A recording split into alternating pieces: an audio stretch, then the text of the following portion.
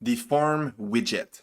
This widget will allow you to create a form within your Flutter app and validate everything with only one button. And to create something like this, we will need to start by creating a global key, which we will call the form key. Then inside a padding widget, we will create a form. The key will be the form key we just created. And inside the child, we will create a column widget. This one will have children, and the first one will be a text form field widget. Inside you can use the validator argument. It will return you the value, which is all the information entered inside the text field. And then you can create conditions. By example, if the value is null and empty, then we will return enter something. Otherwise, we will return null. We will create another text form field just like this one. And right under, we will create the elevated button. When we press on it, if the form key.currentState.validate is true, then we will trigger the scaffold messenger show snack bar. In other words, this will trigger the validator of every text form field inside the form.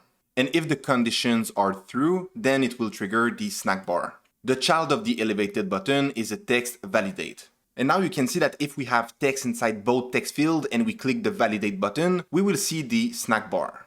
And otherwise, it will show us the error message. And this is how to use the form widget with Flutter.